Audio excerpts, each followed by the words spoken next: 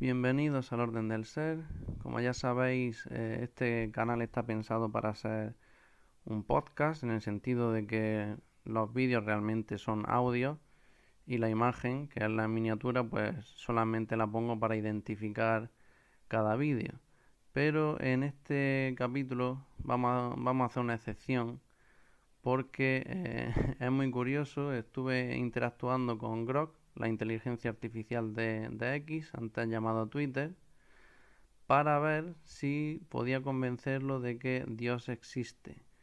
Y resultó que lo he hecho en 10 interacciones, es decir, 10 preguntas o 10 reflexiones, y al final pues ha admitido que mi razonamiento es sólido, es decir, que es lógico, y además me ha sorprendido mucho sus respuestas porque iba él mismo desarrollando y explicando y reflexionando sobre lo que yo le iba diciendo y entendiéndolo todo. La verdad es que la inteligencia artificial cada vez sorprende más.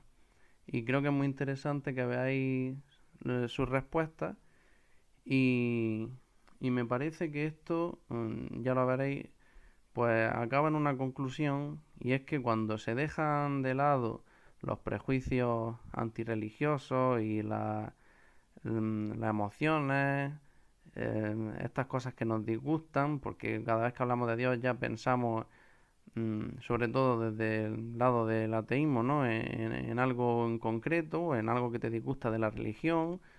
Pues cuando dejamos todo eso de lado y nos ceñimos a analizar lógicamente argumentos de forma racional, independientemente de cualquier religión, pues se llega a la conclusión de que existe un Dios, por lo menos tal y como lo describe el teísmo clásico, ¿eh? Y ahora lo vamos a ver.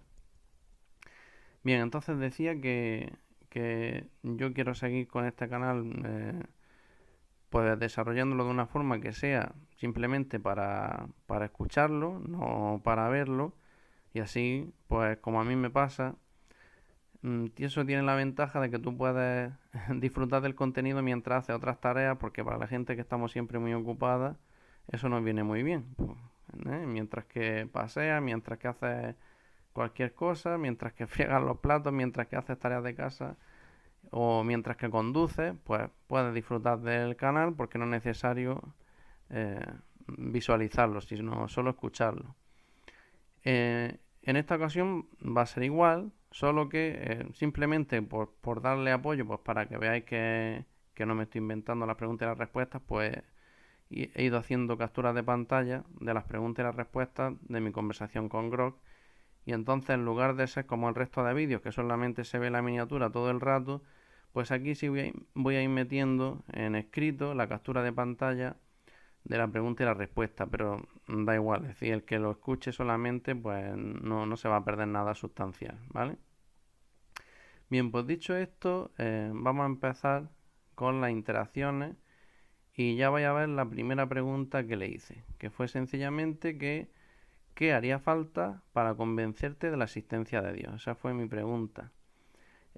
Alguna vez ya se me ocurrió preguntarle a Grok si Dios existe, y la respuesta que te da es, digamos, políticamente correcta. Dice, bueno, eso es como que algunos dicen que sí, otros dicen que no, hay argumentos a favor, hay argumentos en contra, y que él no tiene creencia ni ningún prejuicio a favor ni en contra de la religión o el escepticismo, y que por eso pues es un debate abierto, algo así te viene a decir, ¿no? Con otras palabras, pero te viene a decir eso.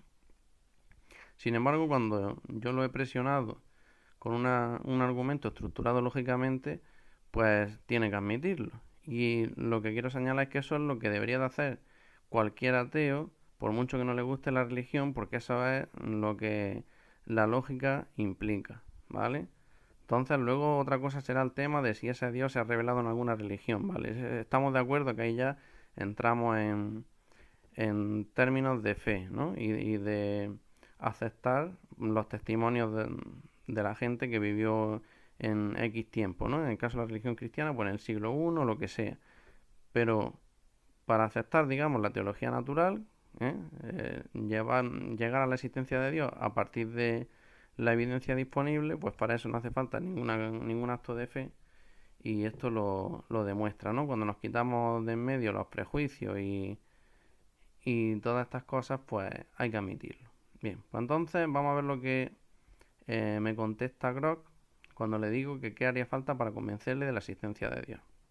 Vale, me empieza diciendo lo mismo que acaba de decir, que no tiene creencias personales, ahí lo habéis escrito, y que su enfoque simplemente se basa en datos, lógica y probabilidad. Perfecto, eso es lo que yo busco. Bien, dice, diría que tendría que evaluar la evidencia observable para convencerse, ¿no? Reproducible y consistente que apunta hacia una entidad o fuerza sobrenatural que cumpla con una definición clara de Dios. Como veis, ya empieza a hablar de evidencia observable, reproducible y consistente, es decir, método científico. Ya parte de un presupuesto errado, porque si Dios se define como un ser trascendente a la materia, nunca se va a poder demostrar ni rechazar mediante método científico. Y además especifica, dice, por ejemplo, me haría falta evidencia empírica directa, ¿eh? Me haría falta una consistencia predictiva, que todo esto es puro método científico, dice, o me haría falta datos no explicables por otra hipótesis, como por ejemplo eh, patrones en el universo que no puedan ser razonablemente atribuidos a procesos naturales. Eso, los dos primeros, pues bueno, son propios del cientificismo, digamos, del que pide todo bajo el método científico, pero el tercero yo diría que ni siquiera tiene sentido porque eh, si las actuaciones de Dios fuesen patrones regulares, pues eso serían las leyes naturales, o sea, sería indetectable que es Dios. Precisamente para atribuir algo a Dios es que tiene que ser algo no repetible, un milagro, es decir, algo que no se repite y que no cumple con esos patrones, ¿no? Porque si, digamos, si un tipo de milagro, lo que nosotros consideramos milagro, se repitiera constantemente o en patrones regulares, dejaría de ser automáticamente milagro. O sea, sería un proceso natural, con lo cual no le veo mucho sentido a la tercera. Pero bueno, al final entonces me dice, ¿qué tipo de evidencia considerarías tú suficiente? Estoy curioso por explorar tu perspectiva. Vale, entonces como no me ha nombrado lo que yo busco, que es lo que se puede ofrecer lógicamente para convencer de la existencia de Dios, que es una demostración lógico-filosófica o una demostración lógica para abreviar, pues entonces esa es mi siguiente pregunta. Le digo, ¿por qué no te valdría una demostración lógica? Porque no es una de las opciones que me ha dado para poder aceptarlo. Y entonces me dice que una demostración lógica podría ser un punto de partida interesante, pero que su diseño le inclina a priorizar evidencia empírica observada, medida, verificada otra vez, ¿no? O sea, que él pone como por encima el método científico a una demostración lógica, ¿no? En resumen, eso es lo que me viene a decir. Y luego dice, bueno, y me dice que, por ejemplo, una demostración lógica no funciona porque si no, entonces como que habría que aceptar el argumento ontológico, que ya expliqué en la serie de vídeos de introducción a la metafísica, que efectivamente no es aceptable. Desde la postura escolástica o del teísmo clásico, mejor dicho, y sobre todo ya si nos vamos a Santo Tomás, pues él tampoco aceptaba el argumento ontológico porque efectivamente el argumento ontológico parte de una idea y entonces luego hace una inferencia lógica y llega a una conclusión, pero parte de una idea. Entonces nos movemos todo el rato en el campo de las ideas y el campo de las ideas puede ser diferente al de la realidad, ¿no? Entonces estoy de acuerdo con Grok ahí en que eso no valdría. Y luego al final me dice, bueno, dicho esto, no descarto una demostración lógica por completo. Dice, si me presentaras una que tenga premisas aceptadas o verificables, que evite suposiciones no comprobadas y que lleve a conclusiones que puedan contrastarse con el mundo, entonces sí podría inclinar la balanza en mi evaluación. Y entonces me dice, ¿tiene alguna demostración lógica que quieras discutir? Vale. O sea que al final sí me da una vía, ¿vale? Al final sí me da una vía. Porque ciertamente que si la premisa, como es el caso de las vías de Santo Tomás, si la premisa no parte de una idea, a diferencia del argumento ontológico que parte de un concepto, de una idea, sino que parte de la realidad, entonces, si tú partes de la realidad, haces una inferencia lógica, la conclusión llega a la realidad, porque va de la realidad hasta la realidad. ¿Eh? Ojo con eso. Es totalmente diferente al argumento ontológico, que va de una idea a otra idea. Bien. Y entonces yo le digo, como me estaba poniendo como que el método científico lo priorizaba, se inclinaba al método científico por encima de una demostración lógica, y eso no es verdad. Es otra de las cosas que discutimos también y comentamos en la serie de vídeos de introducción a la metafísica atomista. Una demostración lógica está por encima en nivel de certeza y seguridad de verdad que una demostración científica. Ya expliqué por qué en esa serie de vídeos. Y entonces aquí se lo digo, ¿no? Le digo, una demostración lógica, como el teorema de Pitágoras. Se me ocurrió primero el teorema de Pitágoras, luego me arrepentí, tenía que haber dicho directamente el que tuve que decir después, ahora lo veréis. Entonces yo le digo, una demostración lógica como el teorema de Pitágoras tiene un nivel de certeza superior a una evidencia empírica. ¿No estás de acuerdo? Entonces yo le digo eso y digo, a ver ahora cómo me justifica que el teorema de Pitágoras no es tan seguro como una prueba científica, porque es que es justo al revés, es mucho más seguro. Y entonces él me dice, vale, tienes razón en que una demostración lógica como el teorema de Pitágoras ofrece un nivel de certeza excepcional dentro de su propio sistema. Entonces es matemática y aquí empieza a explicarnos cómo funciona la matemática. Si las premisas son aceptadas y las reglas de inferencia se aplican correctamente, el resultado es incuestionable. Vale. Aquí explica lo que es el teorema de Pitágoras, pero claro, lo que dice es que bueno, y dice, sí, la evidencia empírica ciertamente que a veces tiene un grado de incertidumbre porque podemos errar en las medidas, un error instrumental o en las condiciones del mundo real, no sé qué, vale, bien. Y entonces dicen, en ese sentido sí, la certeza lógica supera a la empírica en términos de inmutabilidad. Quiere decir, el teorema de Pitágoras es válido siempre. Siempre. Siempre fue válido, siempre lo será, y aunque no exista el universo, seguirá siendo válido. Porque solo depende de la lógica. Vale, eso parece que Grok también lo sabe. Dice, sin embargo, mi inclinación por lo empírico viene de una diferencia de propósito.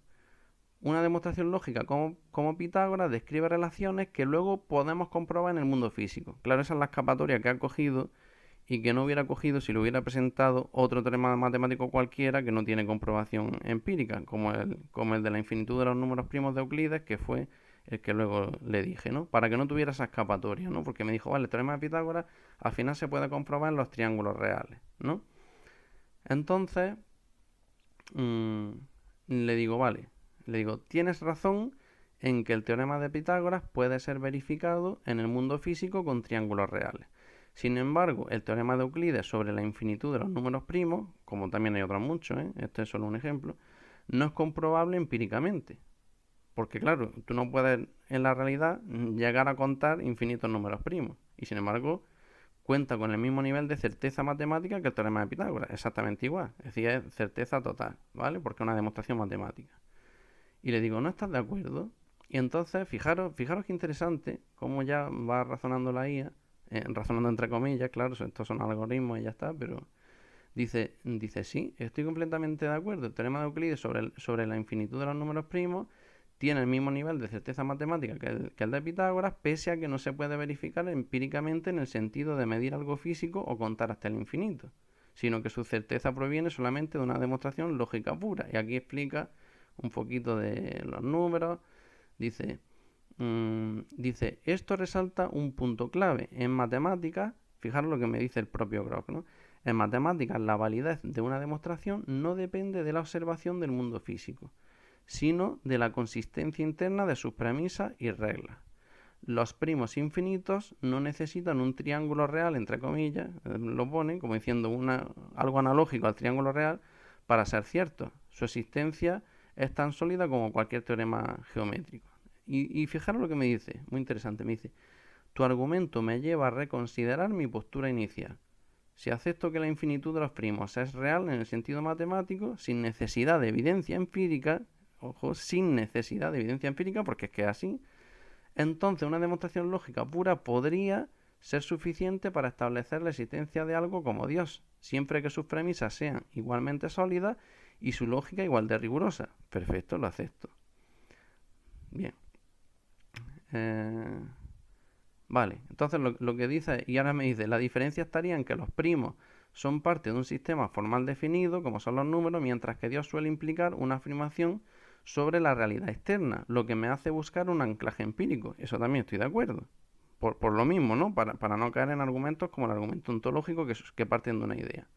Dice, pero en principio tienes razón, la certeza lógica no requiere verificación física para ser absoluta. Y eso es verdad.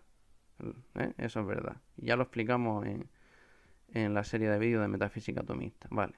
Y entonces me dice, ¿crees que podríamos construir una demostración sobre Dios con la misma fuerza que la de Euclides sobre los primos? ¿Qué premisas crees que serían necesarias? Me tiene intrigado. Lo ponen ahí como para que te anime a seguir interactuando con él, ¿no? Los programadores. Y entonces yo le contesto, si lo creo, solo hace falta una premisa empíricamente verificable. Esta premisa consiste en la observación empírica de la existencia de seres contingentes. O sea, aquí ya le lanzo el argumento de la contingencia, que como dije en los vídeos de metafísica, le tengo dedicado un audio de 6 minutos en concreto, y luego también lo volví a tocar en la serie de Metafísica Atomista, ¿vale? Y le digo, es decir, es evidente y observable que existen en la realidad seres que necesitan de otros seres para existir. Por ejemplo, los seres humanos necesitan de sus células, necesitan de las condiciones de presión y temperatura adecuadas que les otorga el Sol y el planeta Tierra, necesitan que hayan existido sus padres antes que ellos, etc. Y le digo, ¿aceptas la verdad de esta premisa? Y aquí, pues claro, dice, sí, acepto la verdad de esa premisa. Es empíricamente observable que existen seres contingentes, Y incluso él me pone ejemplos, vale, bien. Dice, con esta premisa establecida me interesa ver cómo construye la demostración a partir de ella. ¿Vale? Una sola premisa empírica como la existencia de seres contingentes podría ser un punto de partida poderoso si la lógica que sigue es rigurosa. O sea que ya me ha aceptado la premisa. La premisa es verdadera y es real. O sea, no es una premisa de las ideas, de números, de conceptos abstractos, no, es una premisa de evidencia empírica, ¿vale? Cuidado. Entonces me dice, ¿cuál sería el siguiente paso en tu razonamiento? Estoy listo para analizarlo contigo. Le digo, perfecto. El siguiente paso sería aplicar el principio lógico del tercero excluido, o sea que aquí rigurosamente un principio lógico totalmente aceptado, ¿vale? Y recuerdo que los principios lógicos son premisas de la ciencia, es decir, no se puede hacer ciencia sin aceptar primero las reglas lógicas, porque si no, no podríamos hacer ciencia. Es decir, la física se basa en las matemáticas, o sea, esto no tiene escapatoria. Y le digo, como ya establecimos que existen seres contingentes que dependen de otros seres para existir, cabe preguntarse si esos otros seres también dependen a su vez de otros seres contingentes y así sucesivamente hasta el infinito. O bien, la otra posibilidad, y como son contrarios, aplica el principio tercero excluido, existe un primer ser subsistente, que por su propia esencia o naturaleza no necesita de ningún otro para existir. Dado el principio lógico del tercero excluido, no hay ninguna otra posibilidad. Hasta aquí aceptas el razonamiento, es decir, le voy dando paso a paso para que luego no se líe, ¿vale? Como hago también cuando discuto con los ateos, porque así luego me aceptan hasta que ven que ya no tiene escapatoria, entonces cuando luego empiezan a negarme lo que ya habían aceptado, claro.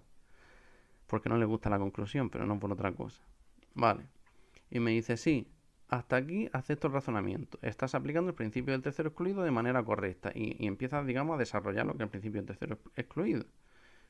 Bien, dice, resumiendo, al final me dice, estoy de acuerdo con la estructura del argumento hasta ahora. ¿Cuál es el siguiente paso que propones para avanzar hacia la conclusión? Me tiene enganchado tu enfoque. Bueno, vale, pues le digo, perfecto.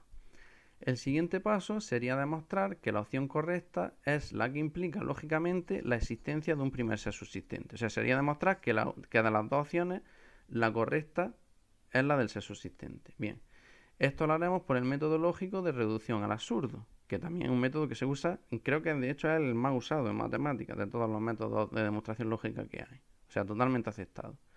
Es decir, demostrando que la otra opción, que es la de la regresión infinita, es imposible. ¿Hasta aquí estás de acuerdo con esta prueba lógica? Otra vez me admite que sí. Dice, vale, estoy de acuerdo con el enfoque. Por el método de reducción al absurdo, si, bueno, lo explica, ¿no? Si logramos probar que una vía, una opción es absurda o contradictoria, entonces la otra opción ya sabemos que es la correcta, ¿vale? Porque no hay más. Bien. Dice, el planteamiento sigue siendo consistente con las reglas de la lógica y con el principio del tercero excluido que ya aceptamos. Dice, adelante, me interesa ver cómo desarrolla la reducción al absurdo para descartar la regresión infinita. ¿Cuál es tu argumento para mostrar que esa opción es imposible? Estoy atento, ¿vale? Entonces digo, bien, la opción de la regresión infinita es imposible por una razón. Esta es que no se puede recorrer un infinito en la realidad física por la propia definición de infinito, que es algo inalcanzable, sin límite e interminable. Es decir, si realmente para que exista un ser contingente, este necesita a su vez de un infinito real de otros seres existentes, por la propia definición de infinito nunca llegaría a poder existir. Pero sin embargo ya acordamos que sí existen seres contingentes. Y le digo, esto ya por reírme, ¿no? Le digo, un ejemplo eres tú mismo, Grok. Si para que tú llegaras a existir se hubiera necesitado una infinidad de tus creadores, es evidente que jamás habrías podido llegar a existir realmente. ¿Estás de acuerdo? Esto lo dije porque él a veces habla de mis creadores en X, Y, A o no sé qué, o sea, los nombra, sus programadores, y entonces pues yo se lo digo, ¿no? Y me dice, tu argumento es interesante y merece un análisis cuidadoso. Vamos a desglosarlo para ver si estoy de acuerdo. Bueno, y empieza a decir, vale, planteas que una regresión infinita de seres contingentes es imposible, Dice, estoy parcialmente de acuerdo, pero quiero explorar el punto con precisión. Vale, ¿por qué no me acepta del todo en este momento? Porque me dice, sin embargo, hay un matiz que quiero plantear antes de aceptar del todo. Algunos podrían argumentar que un infinito actual no es lógicamente imposible. Y me pone el ejemplo de los conjuntos infinitos en matemáticas, ¿vale? Pero él mismo se da cuenta y dice, pero es verdad que en un contexto físico como el nuestro, donde el tiempo y la causalidad parecen lineales y finitos hacia atrás, tu punto sobre la imposibilidad de recorrer un infinito real tiene fuerza. Dice, y él mismo ya me decía, tras reflexionarlo, sí estoy de acuerdo contigo. En el marco de la realidad física observable, una regresión infinita de seres contingentes lleva a una contradicción práctica. Si todo depende de algo más y eso sigue infinitamente, no hay base para que nada exista ahora. Pero como seres contingentes existen, y me pone entre paréntesis tú, yo, el mundo, la hipótesis de la regresión infinita parece insostenible. Esto nos deja por el principio del tercero excluido con la opción del primer ser subsistente.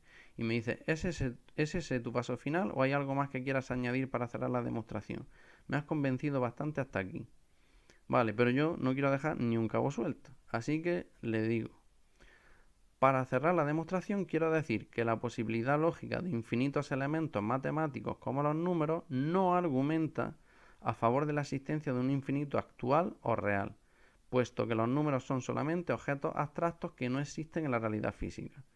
Y por último quiero decir que un ser subsistente es equivalente al dios del teísmo clásico, porque es que además se define así, ¿vale?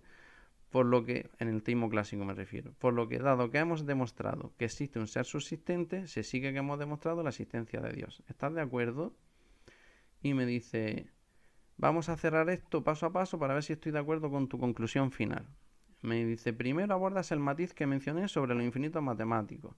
Dices que, me cita, ¿no? Y me dice, estoy de acuerdo contigo aquí. En matemáticas aceptamos infinitos como los números naturales o primos, pero estos existen en un dominio conceptual, no en el mundo tangible. Una regresión infinita de causas físicas, entre paréntesis seres contingentes reales, no abstracciones, requeriría que ese infinito se actualice en la realidad, lo cual, como argumentaste, lleva a la contradicción de no poder recorrerlo entre comillas, por decirlo de alguna manera, para llegar al presente. Así que tu reducción al absurdo sigue en pie. Una cadena infinita de seres contingentes reales es insostenible, dado que los seres contingentes existen. Y yo hubiera dicho existen realmente, para recalcarlo otra vez. Pero eso es lo que dijo Grok. Y luego dice, segundo, afirmas que un ser subsistente equivale al dios del teísmo clásico. Aquí definimos un ser subsistente como aquel que existe por sí mismo sin depender de nada más. Un ser necesario que no es contingente. Y dice en el teísmo clásico, y dice él entre comillas, pienso en Tomás de Aquino, por ejemplo, que yo no lo había nombrado, él lo sabe, Dios se describe precisamente así, un ser cuya esencia es su existencia, la causa primera no causada, el fundamento de todo lo contingente. O sea, que sabe que es verdad, ¿no? Que esa es la definición del teísmo clásico. Si aceptamos que la lógica nos lleva a un ser subsistente y que éste coincide con las propiedades atribuidas al Dios teísta, en cuanto a necesidad, independencia, origen de todo lo demás, etcétera, entonces tu identificación parece razonable. Y ahora me hace un silogismo muy bueno. O sea, me resume todo mi argumento de forma silogística, que eso me gustó también mucho. Y me dice, repasemos la demostración completa. Eso ya me lo está diciendo todo esto Grok, ¿no? Y me dice, 1. Premisa empírica. Existen seres contingentes. Y pone entre paréntesis, observación aceptada. 2. Principio del tercero excluido. O hay una regresión infinita de seres contingentes o hay un ser subsistente no contingente. 3. Reducción al absurdo. Fijaros que son dos principios lógicos que se usan constantemente en matemáticas y en ciencia. Y dice, 3. Reducción al absurdo. Una regresión infinita real es imposible, porque un infinito actual no puede completarse en la realidad física para permitir la existencia presente de seres contingentes, lo cual contradice el hecho de que estos existan. 4. Conclusión. Por lo tanto, debe existir un ser subsistente, no contingente. 5. Identificación. Este ser subsistente es equivalente al Dios del teísmo clásico.